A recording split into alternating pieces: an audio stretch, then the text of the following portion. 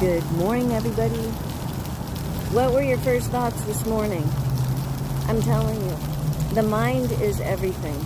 It's very powerful, and that is the enemy's playground. And we all know it, but do we really consider it and realize how much our mind is influenced by thoughts that just drift in and out all day long?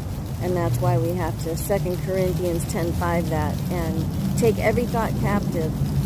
Take them all captive. Anything that's setting itself up against the truth of the Bible and what the Bible says about God and who He is. But I wanted to ask any of you today, if you've ever taken a time to kind of distance yourself from the narcissist in your life, the narcissists in your life. That could be your parents, it could be an ex, it could be whoever it is, it could be your children, it could be anybody. But then, you try to go back and do the right thing, right? Especially with parents, we have people in the church telling us, honor your mother and father so that your days will be long, right? And you'll have a good life. That's a command of God. And sometimes I wrestle with that. I want to know if anybody else does, because anytime I do try to reach out, all the reindeer games just start going off again.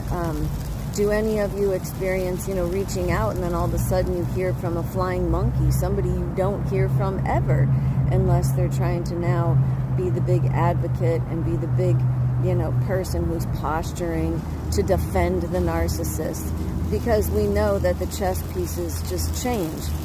The dynamics of the chess game changes.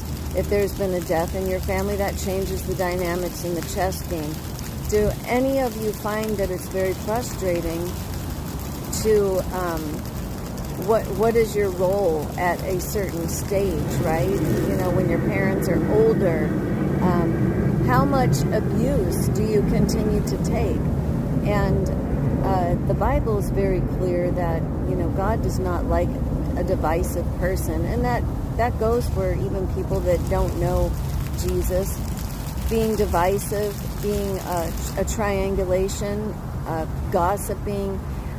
Narcissists constantly will try to make you the bad guy at all costs while they sit and cover up whatever it is they're covering up, just like the man in The Wizard of Oz who has the black curtain around him, right? Until Toto, the dog, pulls the curtain away and everybody just realizes he's this tiny little man with a big giant bark, using some flames to scare people.